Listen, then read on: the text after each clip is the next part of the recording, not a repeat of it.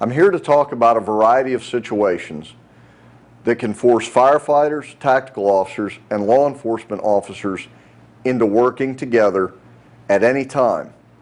At any time, a firefighter, a paramedic, a first responder can be called to a scene with a potential for an ongoing ballistic threat. These situations may include active shooter situation. This requires an immediate response from all first responders, not just law enforcement. This includes you. Officer or citizen down calls. We don't know why they're down or how they got down, just that you've been called to that scene, and there could be potential danger at that scene. Hostage situations.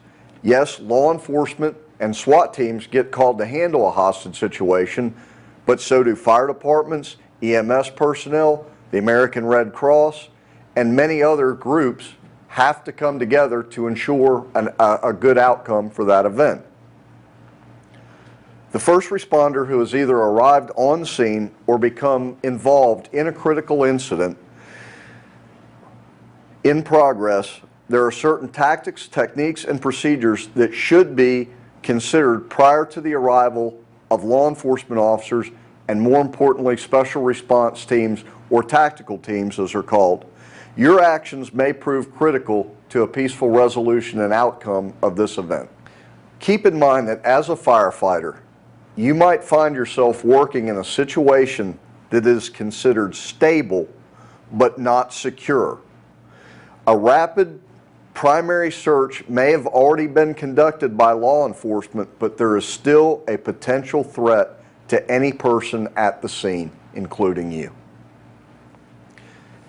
As a first responder, we all have obligations when arriving at a scene. It's easy to become overwhelmed by events, but we must prioritize what needs to be accomplished first based on the circumstance that we're in.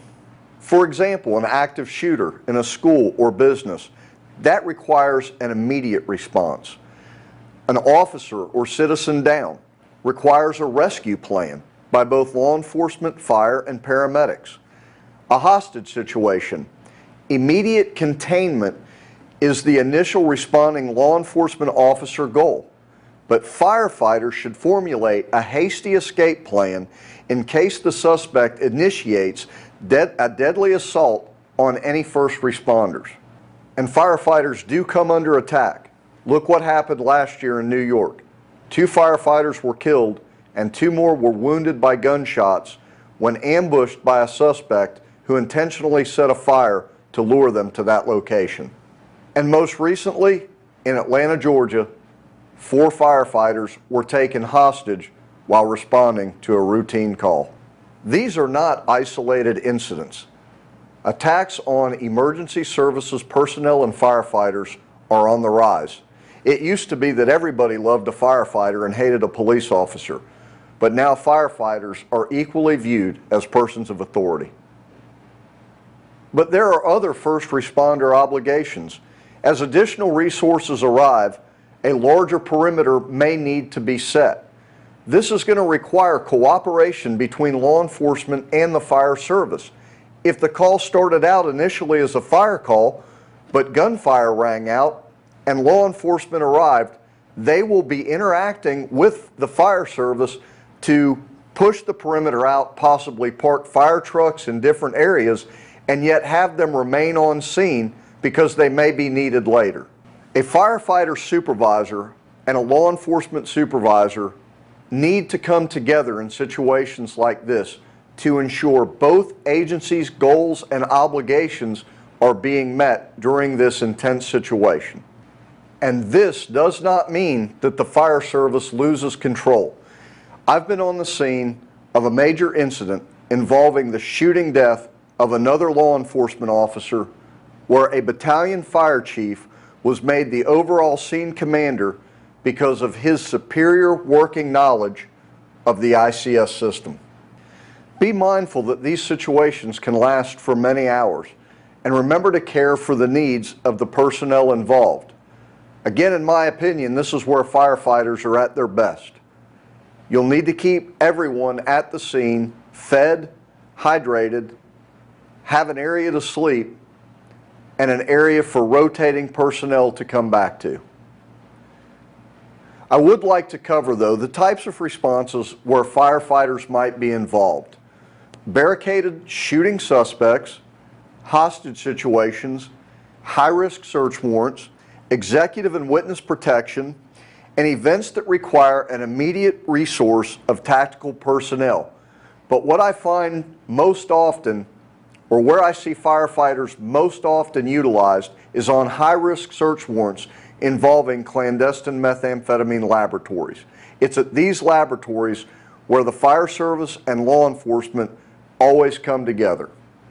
As firefighters and responding paramedics, you might think that you only enter scenes that are completely secure. But look at the pictures. Every single one of you's been there. But what happens if you arrive at a scene and you do come under fire? Well, the first thing you're going to need to do is seek cover and concealment. And let's look at what those actually are. A great definition of cover would be protection from gunfire.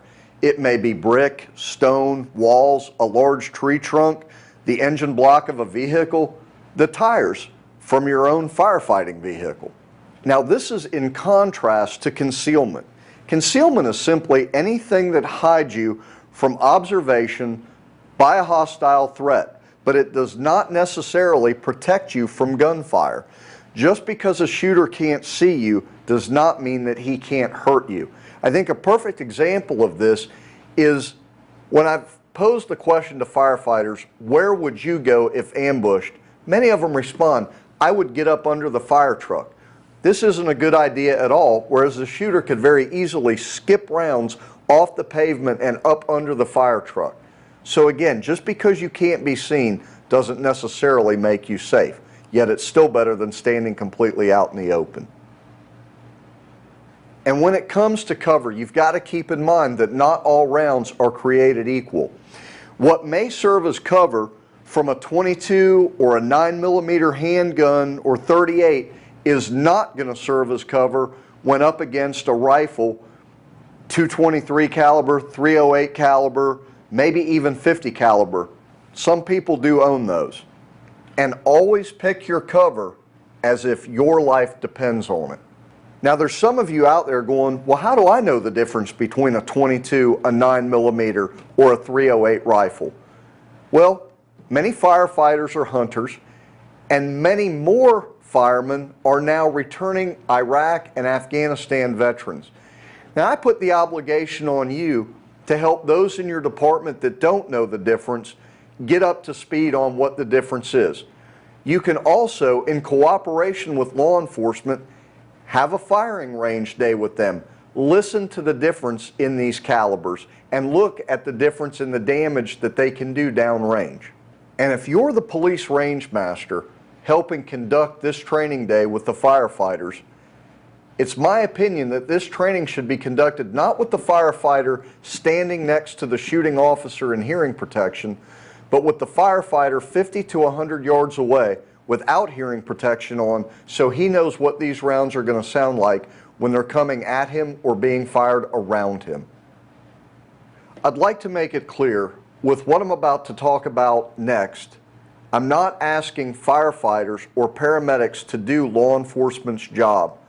I'm simply stating what is going to have to happen and what may have to happen prior to the arrival of law enforcement, if you're the only first responder there. Any person that you can safely get out of the area, do so immediately. This is something you're already used to doing as a firefighter. If there's a hazmat spill or a train wreck with chemicals on it, you don't leave people in the residences in the red or hot zone. And have an understanding that ultimately the law enforcement goal is going to be to isolate the threat so that we can contain, control, and neutralize the threat. Create a safety zone for the special response team. Again, you as a firefighter or a paramedic may come on scene long before the special response team does. You can look around and see an area that you may want to hold for that special response team's arrival. But something that I really want to cover is if the situation is too dangerous, Advise persons to stay inside of their residence, workplace until the incident is resolved or additional law enforcement personnel have arrived. Here's the thing. You really need to consider a shelter-in-place plan, because what happens once you get a citizen out of their residence? You own them. You're responsible for their food. You're responsible for their water. You're now responsible for their shelter. And what about their medications too? How many of them are going to go into the bathroom, get their heart meds, their blood pressure meds, their diabetes meds? Now they're yours. And sometimes that's why the best advice can be shelter in place. Keep them inside, tell them to stay down, and don't necessarily evacuate everyone. It's all situation dependent. What I'm going to cover next may seem simple. What is a perimeter? What is the exclusion zone in a perimeter? But the more I talk to firefighters, they understand perimeters when it comes to chemical spills and fires, but not necessarily when it comes to gunfire. And that's why I want to take the time to define a perimeter and an exclusion zone in a shooting situation. A perimeter is simply just a layering of security around an anticipated or surprise target location to ensure the containment of individuals within that location and the exclusion of other individuals from that location who might present a threat to law enforcement and emergency personnel directly involved in the evolving situation. In other words, nobody's allowed in and nobody's allowed out. And a lot of times firefighters are going to find themselves on that law enforcement perimeter, or at least on the edge of it with their vehicles. And my reason for stating that you might find yourself on the edge of and or part of a perimeter is actually you do become part of the security of that perimeter. Now you may call out for a law enforcement officer to deal with somebody trying to get into the perimeter, or the media trying to get in and get pictures that they shouldn't take yet, but you still are part of that perimeter. And let me kind of explain what I mean by exclusion. Upon establishing an outer perimeter, no individual, be it a suspect, civilian, neighbor, somebody with the media, will be allowed into the inner perimeter, and the outer perimeter, which is likely where firefighters and EMS are going to find themselves, you will be looking outward for threats to the perimeter versus inward for threats to the perimeter. You'll be looking for distractions or other people approaching the area of operations where law enforcement is focusing their attention. A very common example of firefighters being used on the perimeter is the use of them and their vehicles to completely block roads for law enforcement. Later examples that we'll talk about will be when we actually need firefighters and paramedics to come into the inner perimeter with us to help perform rescue and medical operations on victims. As an SRT commander, I myself have seen and been involved in many situations where I've arrived on scene with absolutely no prior communication with fire and EMS personnel that are already on scene and may have been there for hours prior to my arrival.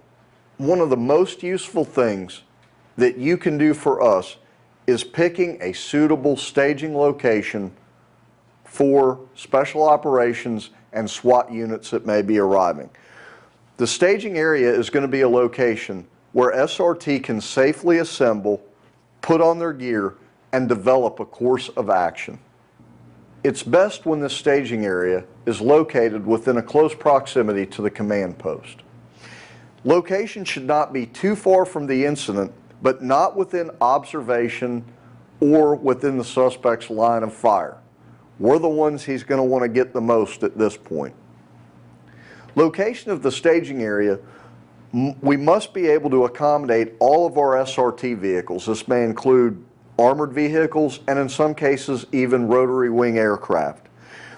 We need to be able to accommodate all the personnel from that team and then associated and additional resources to include EOD and bomb units and further follow-on fire and EMS units. Outside staging areas can include churches with large parking lots that are within walking distance of the scene. Roughly, we need about a quarter to half of a football field to get our vehicles in and be able to maneuver around and be ready to go into the inner perimeter. We've all got to keep the lanes of traffic open. Law enforcement will be working to do this in conjunction with firefighters and paramedics. This comes down to we need to communicate on scene where emergency vehicles need to be parked so that those lanes of traffic that we need are kept clear and open into the inner perimeter. You need to keep a clear path from the staging area to the crisis site. That is extremely important because things happen on that crisis site and you've got to have an immediate response to it. Remember, there's going to be numerous types of vehicles responding to the scene: fire, EMS, bomb squad EOD, SRT, utility vehicles, Red Cross vehicles, small kitchen vehicles if the scene goes extended. It may be necessary to remove or transport injured officers and firefighters from the scene. If the lanes of traffic aren't kept open, we're only keeping our brothers and sisters from being treated as quickly as they can be. Just keep in mind that there are a lot of additional considerations for a ballistic event versus a fire event when it comes to where vehicles can be parked. We don't want arriving vehicles to park anywhere where they might impede an emergency assault team from going to the crisis point after a shot rings out. Look at this great quote.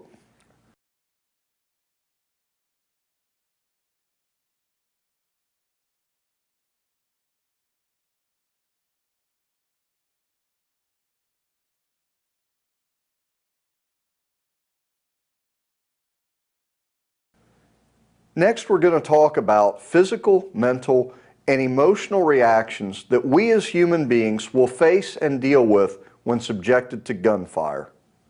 As firefighters, you're an extremely easy group to talk about this stuff with. You will already understand most of the things we're going to cover from your experience in fighting a fire. When we talk about physical, mental, and emotional reactions to gunfire, you will easily be able to compare and contrast these things with going in and fighting a fire. For those of you in the audience that are extremely experienced firefighters, 10 years or more, if you think back to the reactions you had on your first fire versus the reactions you now have on your 500th fire, you know the exact difference that I'm talking about. First, we'll discuss the parasympathetic nervous system. It takes over when the body is relaxed or when you're sleeping. Your body's going to perform normal bodily functions at normal levels. This includes such things as digesting food, maintaining regular blood pressure, your resting heart rate of about 60 to 80 beats per minute, depending on the individual. The PNS controls low arousal states. But what we are most concerned with is the sympathetic nervous system. This is what activates under conditions that evoke a stress-induced response. You perceive a threat, be that a house fire or gunfire from a house. The body is going to experience that high arousal state that everybody in this audience understands. And once the high arousal state reaches a certain level, it may take on a negative overtone, a point which we would most identify as fear. Fear. I have no doubt that every member of this audience at one point or another doing their given duties has felt fear, including myself. Fear isn't necessarily a bad thing. Fear is Mother Nature's way of telling you that your life is in immediate danger and that you better do something to save it. Fear brings about a chemically altered state that gives you an extra survival edge. So again, fear isn't bad. Fear can be used to your advantage as long as it doesn't completely overtake you. These natural changes are going to compel you to instinctively and without any hesitation do one of three things to preserve your own life: flight, fight, or simply freeze in place. We're talking about fear because fear is definitely something that you may feel intensely if you come under gunfire. If you're that firefighter with 10 years of experience, you absolutely don't feel the same fear you did the first time you went in and fought a fire. But you may feel that amount of fear and anxiety the first time you come under gunfire. Think back to that first fire. Just for a minute, think back to that first fire you went to and some of the physical changes you felt when you went there. Your heart rate increases, the tensing of your muscles, trembling, rapid shallow breathing. You can get dizziness, nausea, a gut-wrenching knot. You can begin to sweat, get dry mouth, goosebumps, tingling sensation in the limbs or face, insensitive to any pain, jumpy or easily startled. You may have an urge to urinate or an urge to defecate. But through experience as a firefighter and going to multiple fires, it isn't that these things aren't in you. You've learned to control them through your own mental conditioning and experience. And ultimately, the goal of this program is to help you achieve a state where if under gunfire, you can react the very same way you do to a fire with some experience and some training. As our thought for the day, no man fears to do that which he knows he does well.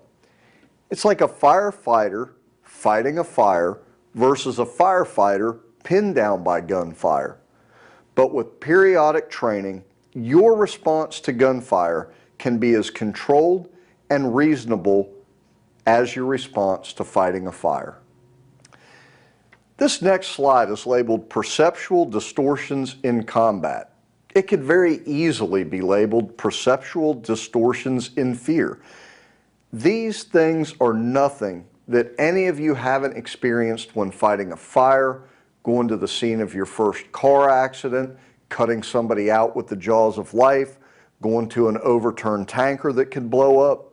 These are all things you've already experienced and probably over the years learned to control and seen that they've even diminished some. Whereas it says 85% diminished sound. Maybe by year 10 in your career, it's 45% diminished sound based on your own experiences. But you've got to understand that they can't be controlled completely. Your physiology is simply going to make some things happen that you can't stop from happening. But what you're going to learn to do is deal with it and fight through it, which many of you have already done, as I've said. Everything that I've seen tells me that most auditory exclusion, like most tunnel vision, is a matter of cortical perception. The ears still hear and the eyes still see, but they focus on the survival mission. That's what your brain's doing. It wants you to survive. The cortex of the brain is screening out awarenesses of what it deems insignificant to the goal. Ask many law enforcement officers who've been in shootings, did their ears ring or did their ears hurt after they fired their weapon? The answer is going to be no. Look at this next slide and you can see the effects of increased heart rate. Every one of these effects, I can guarantee you're going to feel. Training can help you overcome some of it, and some of it you're just going to experience. But with training in stress inoculation, and this is something every one of you's done as a firefighter, why do you think you put your turnout gear on and run up 3-story ladders? Why do you think you run across the tops of houses in training? Or crawl through tunnels with a blacked out SCBA mask? This is all stress inoculation training. You've all done this. There's evidence to indicate that world-class experts in top physical condition under specific controlled situations can use autopilot and stress inoculation to push the envelope of condition red into the gray zone. Every one of you is already capable of this. Every one of you in this audience has already been through this stress inoculation training. If you look at the bottom of the slide, stress inoculation training consists basically of three phases. A conceptualization of the stressor, which we've already talked about. I'm under gunfire. Conceptualize that in your head. Think back to movies you've watched, video games you've played. Start putting that into your head, what it's going to be like to get shot at. Next is skills acquisition and rehearsal. That's the next thing we're going to go over in the next portion of this video. What skills do I actually need to have and be able to perform in a gunfire situation where I'm the one being shot at? And then application and follow through. How do I apply that to my job as a firefighter when I might come under fire, and how do I continue to train or get more training? What does it take to survive? You already knew the three things that were on our slide. Mental preparation. Now you can do this by visualizing what it's going to be like to come under fire. Think about movies you've watched, video games you've played, whatever it takes to get you to that point that you can see yourself under fire. Your physical abilities. Don't be one of those firefighters, police officers, or paramedics that chain smokes, doesn't eat right, and doesn't exercise. That'll almost guarantee you not surviving a situation. And then your practical skills, and that's what we're going to focus on next. What skill sets do I need to survive under fire? What is it that I need to practice? The purpose of this next section of the lesson plan is probably the most important, can be the most fun, and it's very simple. To teach you, the first responder, how to move tactically as an individual and how to move tactically as a team. As a member of a fire department or EMS unit, it is essential that you understand how to move as an individual or as a team member. When moving into an area that poses a threat of possible armed confrontation, requires that all personnel understand how to tactically move and quickly react to a hostile threat. You may actually have to identify, am I in a near ambush? Am I in a far ambush? Am I being ambushed at all? Where or from what direction is the fire coming from? What are my escape routes? Individual movement techniques, or IMTs, enhance the prospects of survival and for the completion of a successful mission. Individual movement techniques are basic tactics that are employed at the individual and team level. IMTs are based on the principle of fire and maneuvering. That is, firing and moving, often in pairs, with one member firing to suppress the threat while the other moves either toward the threat or to a more protected position. Now, I understand you're going, I'm a fireman, I don't have a machine gun, I can't do this. I'm going off the principles that we use in the military and as SWAT operators. But the same principles can work for two unarmed individuals moving as a team from point A to point B. Or you might find yourself moving from point A to point B while an officer provides cover fire to you. Again, let me reiterate, for the comfort of all you battalion fire chiefs, your men will not be firing at anyone, but these techniques can work for them to maneuver themselves to a more safe and secure defensive position if they are in fact being fired upon. We're simply going to cover three basic individual movement techniques: the rush, the high crawl, and the low crawl. And any one of these techniques you can easily count on returning Iraq and Afghanistan veterans, especially infantrymen, to help you learn these techniques and to grade them as they're done at your own fire department as part of training. The rush. It's the fastest way to move from one position to another. You're basically going to run for 3 to 5 seconds in duration from point A to point B, from point A to point B, from point A to point B. Always try to hit the ground behind cover. There's no point in jumping up and running just to dive down where there's no cover or concealment. And before you move, pick out your next covered and concealed position. And one final trick. What's the shooter looking at? He's looking at the last place you went down. Roll right 2 times or roll left 2 times and then pick up and move to your next covered and concealed position, because he may be covering where you last went down. And keep in mind that cover can be rather small. It could be the curb along a road,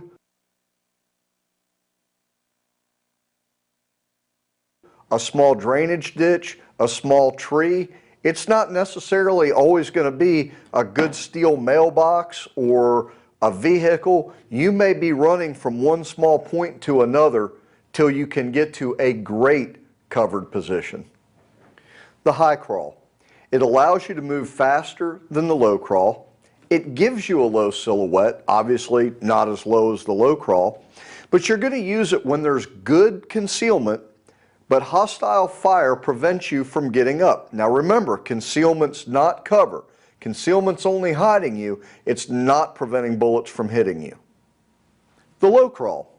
It gives you the lowest silhouette. You're going to use this where concealment is very low and hostile fire or observation prevents you from actually physically getting up. You want to keep your body flat against the ground as you move. Specifically, some of the issues I see with low crawling or observing people do it and grading them as they do it is that they tend to get higher and higher as they go along, although hostile fire may keep that from happening. But often the buttocks will start to rise up and they forget about their feet as well. They start to push with their feet at an up angle, and the last place you want to get shot is in the foot or the heel of your foot or ankle where you couldn't get up and run if you needed to.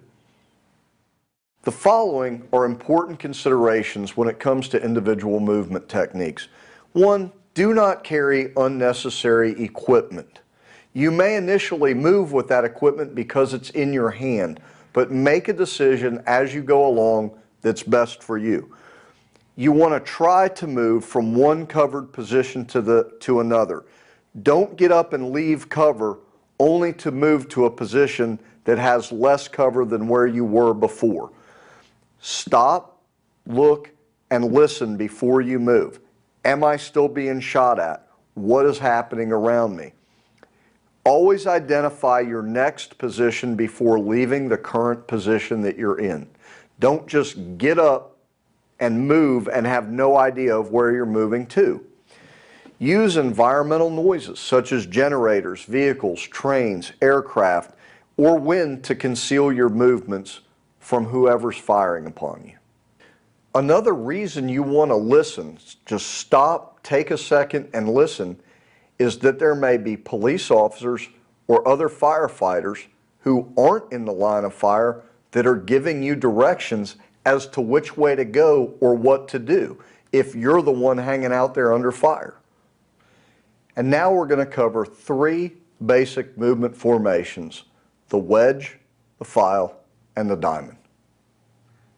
All right, the wedge.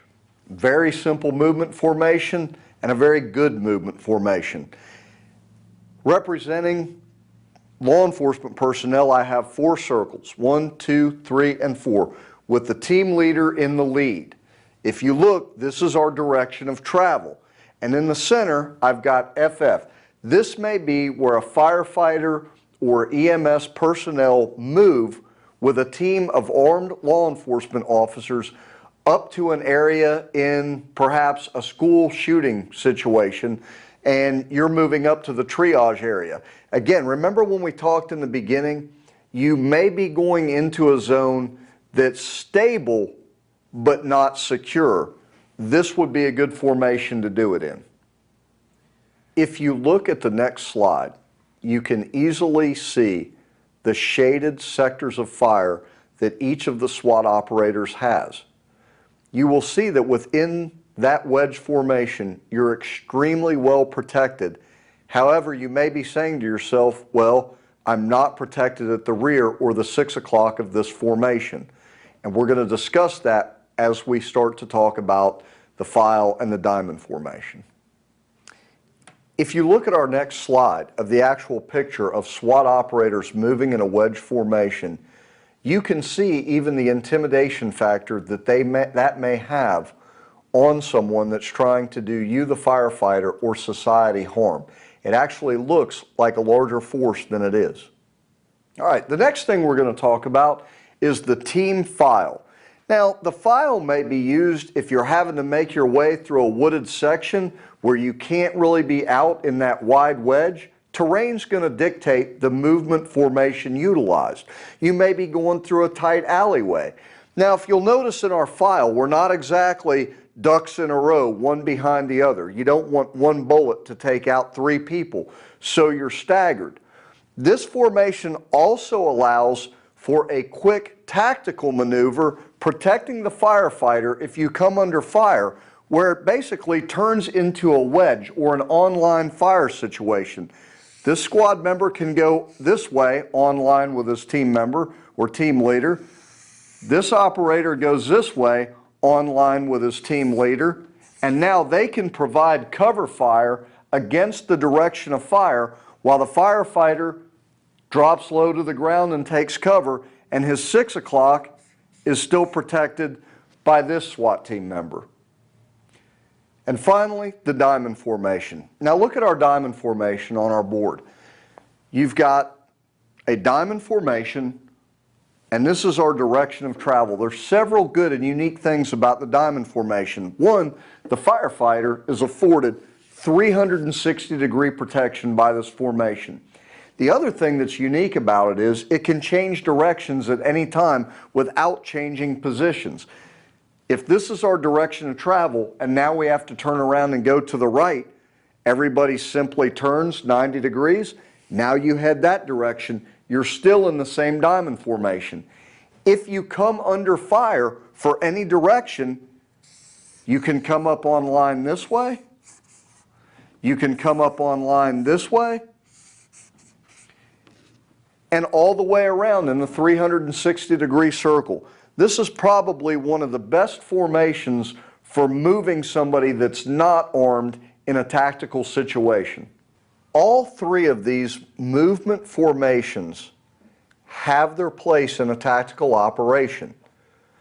The SWAT team leader or law enforcement team leader that's moving the non-law enforcement personnel will be able to make a decision as to what formation fits the situation best. Again, terrain and hostile fire may be what dictates the movement formation that you're put in.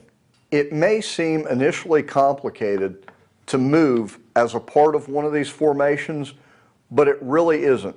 These have been chosen due to their simplicity and ease of use by the operators, and I've actually trained hundreds of firefighters and EMS in active shooter responses to move in these formations, and most of them have shown very little difficulty in doing it.